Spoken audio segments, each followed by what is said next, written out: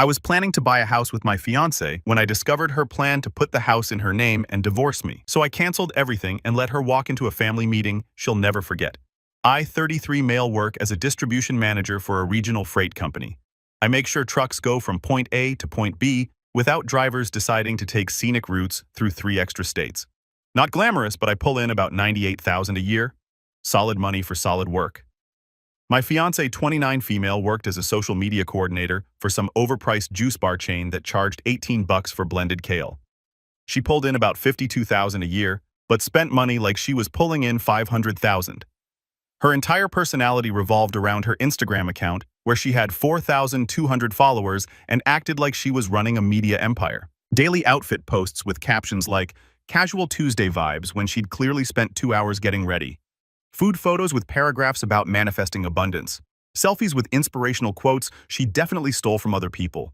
The whole influencer starter pack. She'd constantly compare herself to actual models.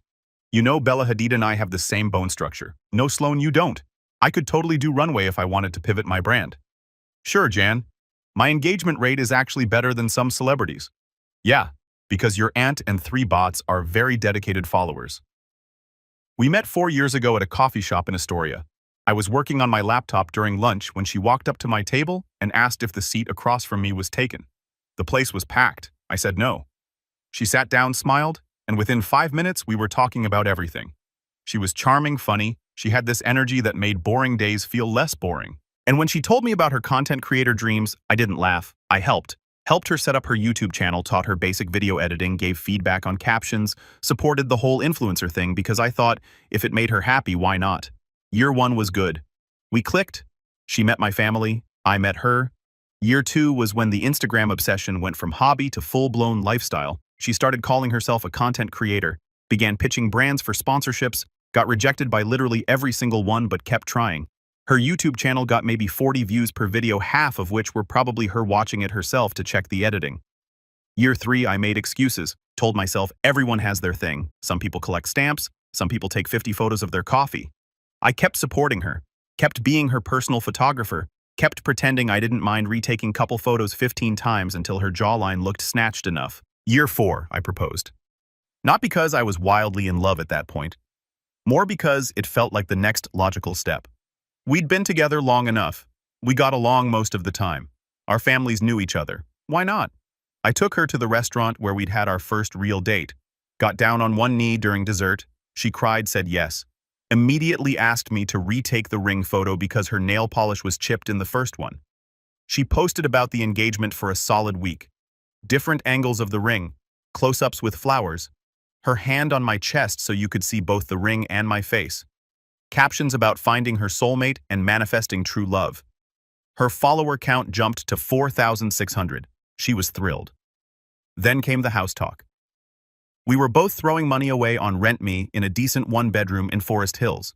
Her in a studio with a roommate who she constantly complained about.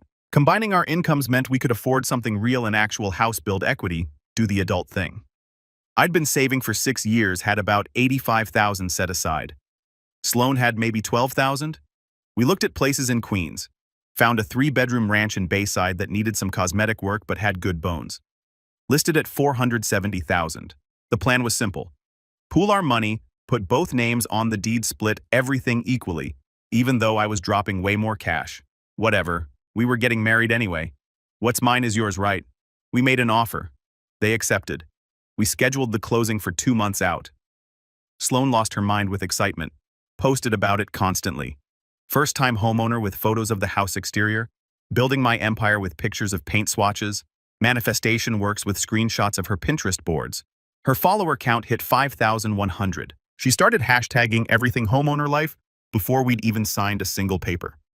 3 weeks before we were supposed to go to the bank and finalize everything, I found out exactly what Sloan's real plans were, and let me tell you, they didn't include me past the closing date. It was a Tuesday, middle of October. I'd taken a half day to prep for the bank meeting we had scheduled for the following week. Figure out all our financial documents, make sure everything was in order, all that boring adult responsibility stuff. Sloan had texted me around noon, saying she was having some friends over at my apartment. Said they'd be gone by the time I got home around 6. No problem.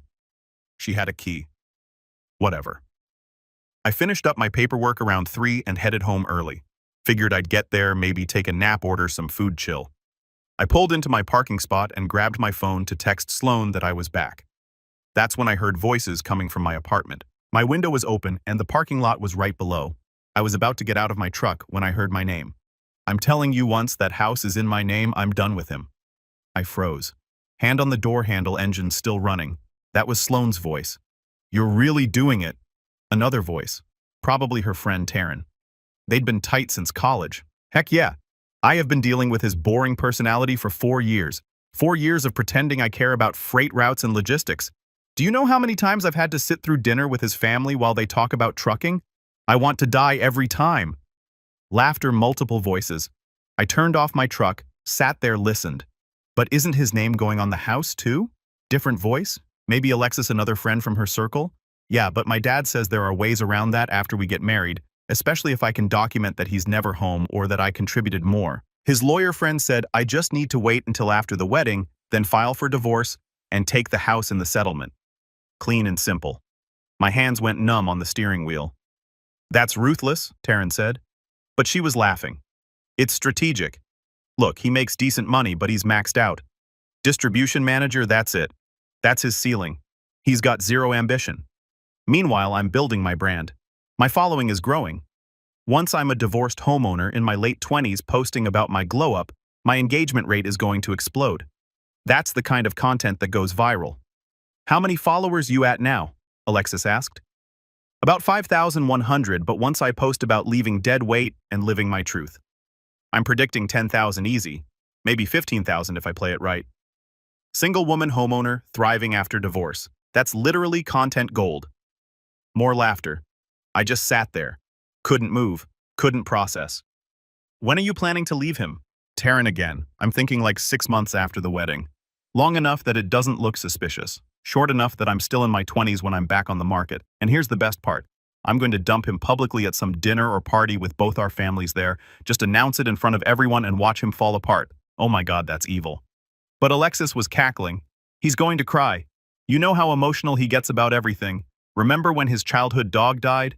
He was a mess for like a month. Imagine his face when I tell him I never loved him and only used him to get a house. The content practically writes itself. What if he fights you for the house? Taryn asked. With what? My dad's friend is a shark. Plus, I've been documenting everything. Every time he works late, I'm marking it as neglect. Every time he goes out with his friends, that's abandonment. By the time we're done, he'll be lucky if he keeps his truck. You're diabolical, Alexis said. I'm honestly impressed. I'm just smart. You don't get ahead by being nice. You get ahead by being strategic. And I've been strategic for 4 years straight.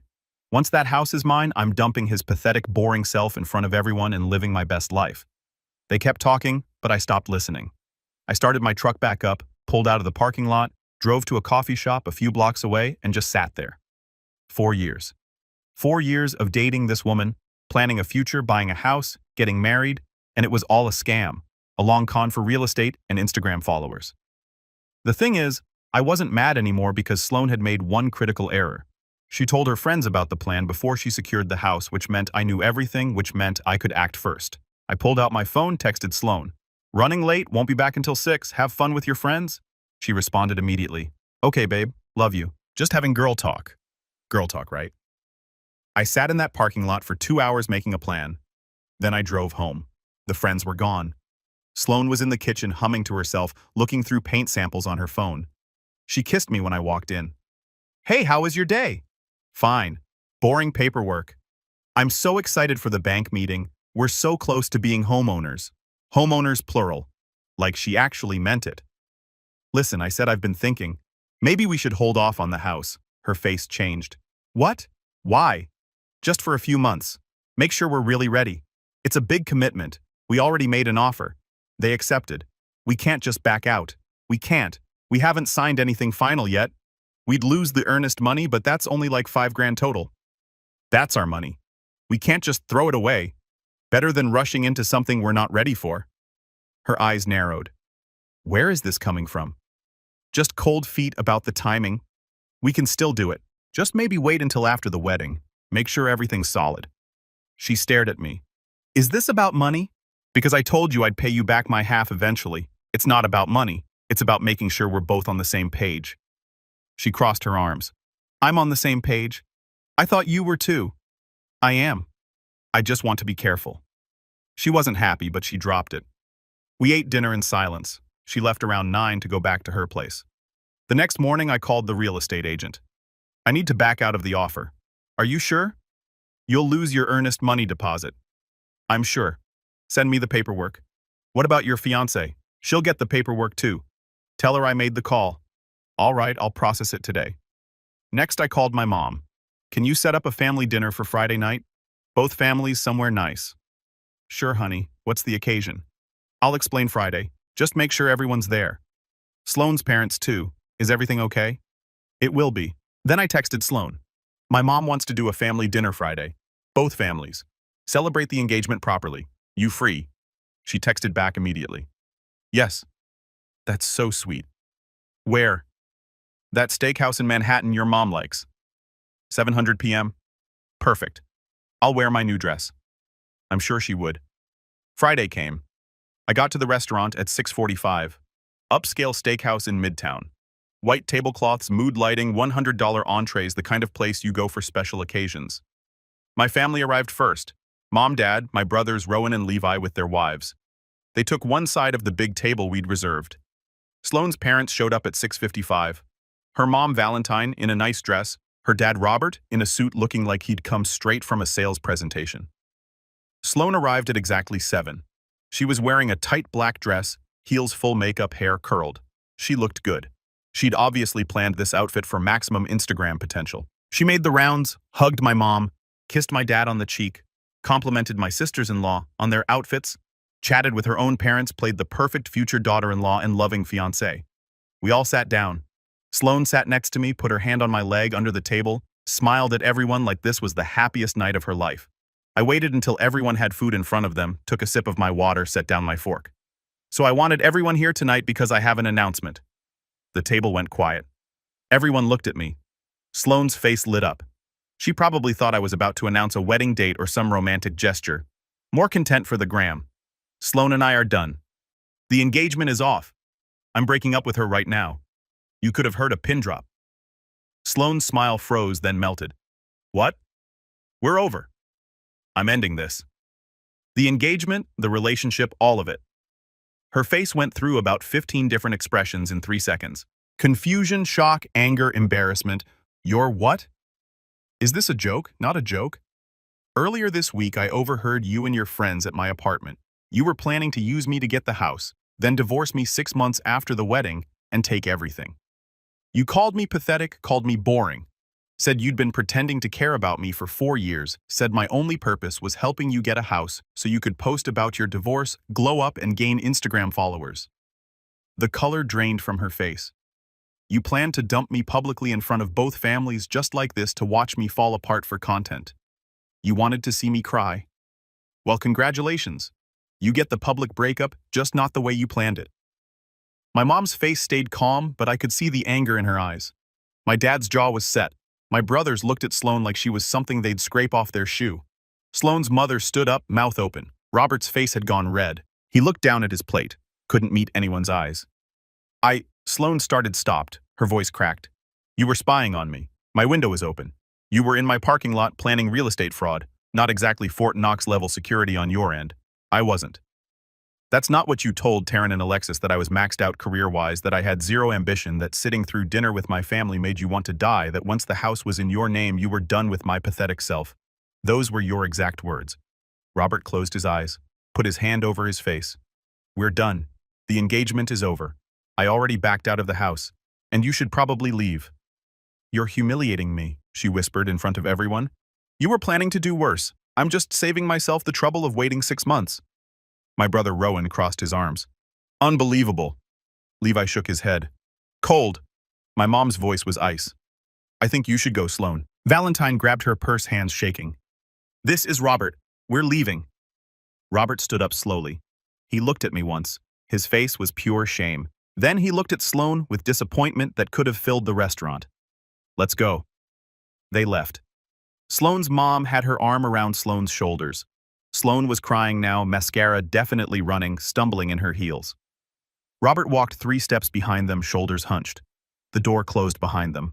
The table stayed silent for a moment. My dad cleared his throat. Well, that was dramatic. Yeah. My mom picked up her fork. All right then.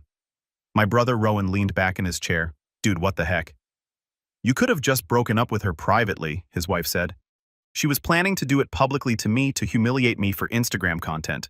I just beat her to it. Levi whistled. That's cold. My mom squeezed my hand. You did the right thing. That girl would have destroyed you. I know. I drove home. I got back to my apartment around 11. There were 3 boxes of Sloane's stuff in my living room. Clothes, toiletries, random junk she'd left over the months. I'd packed it all Wednesday night after backing out of the house. I grabbed the boxes, took them downstairs, put them on the curb outside my building. Then I went back upstairs, locked the door, and went to bed. Saturday morning, I woke up to 43 missed calls, 17 from Sloane, 12 from her mom, 8 from unknown numbers that were probably her friends, 6 from her dad. I ignored all of them, made coffee, checked my phone for messages. Sloane had texted me 31 times overnight. The messages ranged from confused to desperate to furious to bargaining. Please call me. We need to talk. I don't understand. You're making a huge mistake. How could you do this to me? Call me now. I love you. Please. You're going to regret this. Everyone thinks you're insane. I blocked her number. Then I checked Instagram. She'd posted a photo of herself crying in her old bedroom. Caption: when the person you trusted most destroys your entire life for no reason. Stay strong, queens. You deserve better than someone who quits when things get real. Comments were flooded with support from her followers. His loss. You're too good for him. Glow up time. He'll regret this. I blocked her on Instagram and Facebook and every other platform. Around noon, someone buzzed my apartment. I checked the camera. Sloane standing there in sweatpants and a hoodie, eyes puffy, no makeup, holding a coffee cup like it was the only thing keeping her alive. With her was Taryn. Same Taryn who'd been at my apartment egging her on about the master plan. She looked angry, arms crossed, jaw set. I pressed the intercom button. What do you want? Sloane's voice came through shaky. I need to get my stuff. I know you threw my boxes outside. People took them. I need what's left. Should have grabbed them when you had the chance. Taryn leaned into the intercom. Stop being a child and let her get her things. She has a right to her belongings. She had a right to her belongings when I put them outside in boxes. Not my fault if someone took free stuff off the curb. You can't just steal someone's property, Taryn said. I didn't steal anything. I removed her stuff from my apartment and made it available for pickup. She didn't pick it up. That's on her. Sloane's voice cracked. Please. I just want my things. Then I'll leave you alone. I promise. I stood there looking at the monitor thinking. Part of me wanted to tell them both to leave and never come back. But another part of me wanted to twist the knife a little deeper. Remind Sloane exactly who she tried to scam. Fine. 5 minutes. That's it. You take what's yours and you leave. I buzzed them up. They came to my door a minute later. I opened it but stood in the doorway blocking entry. Where's my stuff? Sloane asked. Whatever's left is in the closet by the bathroom. You've got 5 minutes. Touch nothing else. They walked in. Sloane went straight to the closet, started pulling out clothes. A pair of shoes, some makeup bag.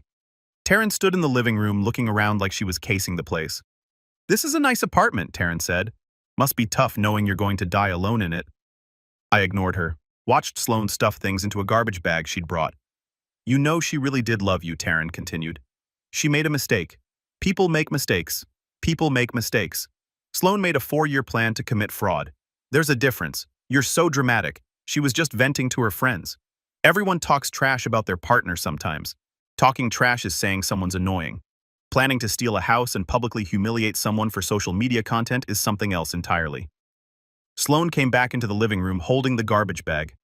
Her eyes were red. I got what I needed. Great, time to leave. I'm sorry, she said quietly. For everything. I know I messed up, You're sorry you got caught. Not sorry for what you did. Big difference. Taryn stepped closer to me. You know what? You're not some perfect victim here. You're a boring, bitter person who probably drove her to say those things. Maybe if you had any personality, she wouldn't have needed to plan an exit strategy. I looked at her, really looked at her. You're mad because you encouraged your friend to commit fraud and it blew up in both your faces. Now she's humiliated and you look like a terrible person for supporting her. That's what's actually happening here. Whatever helps you sleep at night. I sleep fine. How's Sloane sleeping? Knowing she threw away 4 years and a house because she couldn't keep her mouth shut. Sloane's face crumpled. Fresh tears. That's low, Taryn said. You know what's low. Planning to watch someone cry when you destroy their life? Planning to document it for Instagram engagement, that's low. I'm just stating facts. Sloane wiped her face. You're really not going to forgive me. Nope. You're going to regret this. You're going to realize what you lost and you're going to regret it. I already know what I lost. A manipulative liar with delusions of influence or grandeur. I'm at peace with that loss. Tehran grabbed Sloane's arm. Come on, he's not worth it. Let's go. They headed for the door. Sloane stopped, turned around. You think you're so smart.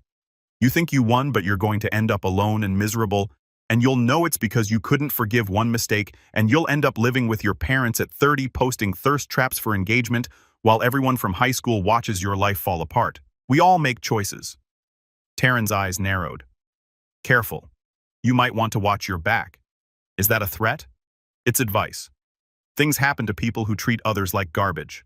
Good to know. Now get out of my apartment. They left. I watched them walk down the hallway, heard them start arguing before they even reached the elevator. Something about Sloane being stupid for apologizing. Something about me being insufferable. I closed the door. Locked it, went back to my coffee. Around 6 p.m., I needed to run to the store, grabbed my keys, headed downstairs to the parking lot. That's when I saw it. My truck, my beautiful 2019 Dodge Ram, 1500 black, lifted nice wheels. The pride and joy I'd bought 2 years ago and kept pristine. The driver's side panel was destroyed, deep scratches running the entire length, not random scratches. A word jerk carved into the paint in foot-high letters. The metal underneath exposed the damage, deep and deliberate. I stood there, stared at my truck, felt something cold settle in my chest. I pulled out my phone, opened the security camera app for the parking lot. My building had cameras covering the whole area. Rewound to 1 hour ago, 5 p.m. There, Sloane's silver Honda Civic pulling into the lot, parking 3 spots away from my truck. Sloane getting out, looking around nervous, Taryn getting out of the passenger side. They stood there talking, Taryn pointing at the truck, gesturing, Sloane shaking her head, Taryn grabbing her shoulder, saying something that made Sloane nod. Then Sloane pulled out her car key and went to work. I watched her carve each letter, taking her time, making sure they were deep, making sure they couldn't be buffed out. Taryn standing guard, watching the lot, making sure nobody saw. When Sloane finished, they both stepped back, admired their work like it was art. Taryn took a photo with her phone, probably for evidence of their revenge, probably to show their other friends. Then they got back in the Honda and left. I saved the video to my phone, downloaded it, backed it up to 3 different clouds. Then I called a body shop. How much to fix deep key scratches? Whole driver's side panel needs repainting. Depends on the vehicle and extent of damage. Probably looking at $2,500 to $3,500. Thanks. I hung up, pulled out my work phone, the one Sloane didn't have blocked yet. I texted her. I have HD security footage of you and Taryn keying my truck at 5 p.m. today. Shows your faces, shows your license plate, shows everything. You have 24 hours to Venmo me $3,000 for repairs, or I'm filing a police report for criminal mischief and vandalism. Your choice.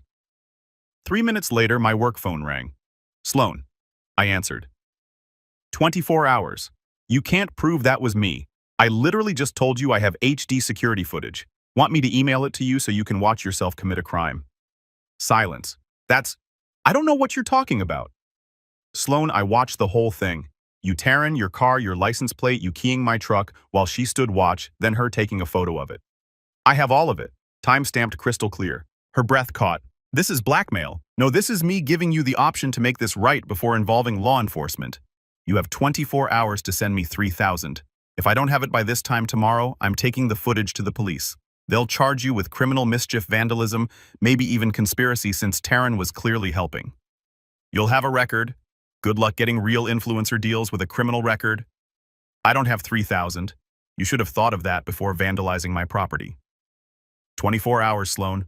Don't contact me again unless it's to confirm payment. I hung up. 20 minutes later, my phone buzzed. Venmo notification. Sloane had sent me $3,000. The payment note said, "You're a horrible person." I accepted the payment. Didn't respond. Then I looked out my window down at the parking lot. Sloane's Honda was there, parked in a visitor spot. Sloane and Taryn were both standing next to it having what looked like a very heated conversation. Sloane was gesturing wildly, pointing at the building, probably at my window.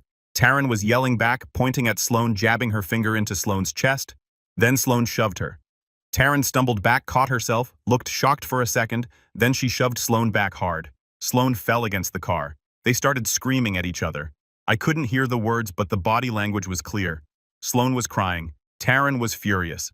Sloane kept pointing at her phone, probably showing the Venmo payment, probably blaming Taryn for the whole thing. Taryn got in her own car, a beat-up Toyota slammed the door, drove off without looking back. Sloane stood there alone in the parking lot crying, holding her phone, looking up at my building like she wanted to say something. Then she got in her Honda and left too. I closed the blinds, sat down on my couch, checked my phone one more time. Sloane had sent another text to my work phone. I hope you're happy. You just destroyed a 4-year friendship. I blocked the number, deleted the message, made myself dinner, put on a movie, had a completely peaceful evening. Wednesday evening, I was watching TV when my buzzer went off. I checked the camera expecting to see Sloane again. Instead, I saw Taryn, one of the 2 friends from the overheard conversation, the one who'd called Sloane diabolical, with admiration. She was wearing a low-cut top and jeans that looked painted on, hair down, makeup, done full seduction mode. I pressed the intercom. What do you want? Hey, can we talk? I wanted to apologize for everything. You can apologize from there. Come on, it's cold out here. Just 5 minutes, please? Against my better judgment, I buzzed her up. She knocked on my door a minute later. I opened it but didn't let her in, just stood in the doorway. So she gave me this smile, the kind that probably worked on guys at clubs. I wanted to say I'm sorry about everything. Sloane was wrong. What she did was messed up. Okay, apology noted. You can go. Can I come in just for a minute? No. She bit her lip, shifted her weight so her hip jutted out. Look, I feel really bad about this whole thing. I should have told her to be honest with you. I should have. You should have not encouraged her to commit fraud. But here we are. I know I messed up. She put her hand on the doorframe, leaned in slightly. Maybe I could make it up to you, buy you dinner, hang out. Oh, this was hilarious. You're trying to seduce me. She smiled wider. I'm trying to apologize properly by sleeping with me. I mean, if that's where things go naturally. I actually laughed. Let me get this straight. Your friend tried stealing a house from me. You called it genius. I dumped her. She keyed my truck. And now you show up dressed like a bottle service girl thinking what I'd be grateful. What's the play? Finishing what she started or just hoping I'm dumb enough to fall for round 2? Her face flushed. It's not like that. It's exactly like that. Honestly, this is embarrassing for you. The sheer audacity of showing up here looking like a spirit Halloween costume thinking you're smooth. I'm not interested in dinner or you. In whatever clearance rack version of manipulation this is, you can leave. She dropped the smile. You're really going to be alone forever because of this. Better alone than whatever this sad attempt is. Get out. She rolled her eyes, turned to leave. Got about 3 steps down the hall. That's when Sloane came around the corner. Oh, this was about to be good. Sloane stopped, dead, stared at Taryn, looked at my apartment door, looked back at Taryn. What are you doing here? Taryn froze. I came to talk to him about you, to try to fix things. What's wrong with my outfit? You're dressed like you're going to a club to fix things for me. I just wanted to talk to him. Woman to woman. Sloane's voice went flat. You were trying to hook up with him. No, I was trying to help you by throwing yourself at my ex-fiancé the second we break up. He's not your fiancé anymore. You said so yourself.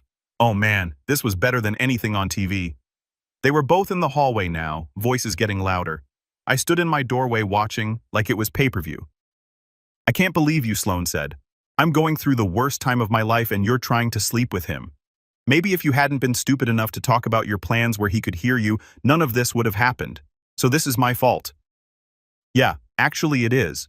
You got greedy, you got caught. Now you're broken, single, and living with your parents. Meanwhile, Sloane slapped her. Just straight up slapped her across the face hard. Taryn's head snapped to the side. She stood there for a second, shocked. Then she slapped Sloane back even harder. Sloane stumbled, caught herself on the wall, touched her face, looked at her hand like she expected to see blood. Then she lunged at Taryn. They started grappling, grabbing hair, slapping wildly, yelling things like, "You're a terrible friend and you're a psycho." I pulled out my phone, started recording. They knocked into the wall. Someone's shoe came off. Sloane's purse spilled everywhere. Taryn was trying to push Sloane's face away while Sloane pulled her hair. It lasted maybe 20 seconds before they separated. Both of them breathing hard, hair messed up, faces red. "Stay away from him," Sloane yelled. "Why? You don't want him. That doesn't mean you get to have him. This is insane. You're insane. Get out. Get away from me." Taryn grabbed her shoe, shoved it back on. "You're pathetic. You know that. You had everything and you screwed it up. Don't blame me because you're a mess."